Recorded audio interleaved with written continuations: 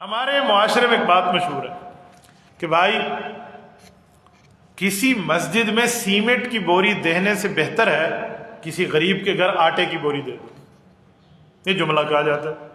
اب بظاہر لوگ کہتے ہیں بات تو ٹھیک ہے، غریب کے گھر آٹے کی بوری دیں گے کتنا ثواب ہے، مسجدیں تو بنتی رہتی ہے۔ مسلمان اس کو بری نیت سے نہیں کہتا، مسلمان اچھی نیت سے کہتا ہے، لیکن یہ جملہ کفار کا۔ آپ کہیں گے کیسے؟ میں اس جملے کو ذرا کھولتا ہوں پھر آپ دیکھیے۔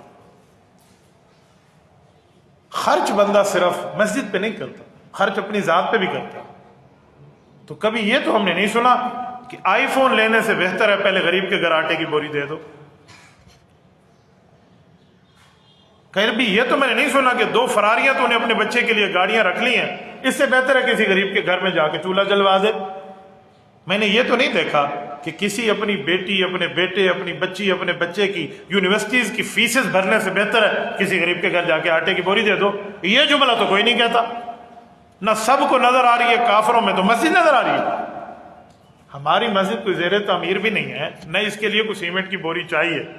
میں صرف سمجھانے کے لیے کہہ رہا ہوں آپ کو کہ یہ جملہ اصل کافر نے مسلمان کا مسجد سے تعلق توڑنے کے لیے بنایا ہے، اور ہمارے مسلمان بھائی نے اس کو صحیح سمجھ کے ادا کر لیا۔ اجی بہتر ہے کسی غریب کے گھر آٹے کی بوری دے دو، مسجد میں سیمنٹ کی بوری دینے سے بہتر۔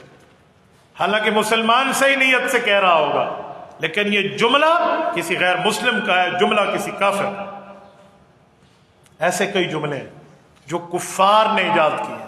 آئے میں ایک جملہ اور سنا دوں۔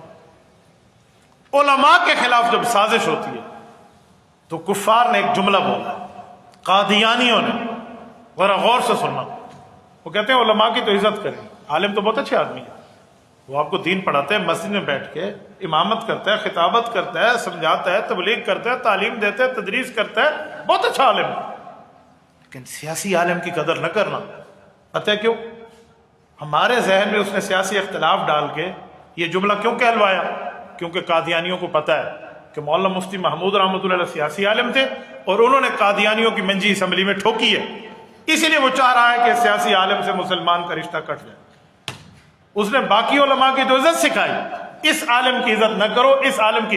علماء میں فرق کیا، یہ سوچ مسلمان کی نہیں تھی۔ مسلمان تو بھولے سے جملہ ادا کر رہا ہے، یہ سوچ پیچھے کسی کافر کی کار فرما ہے۔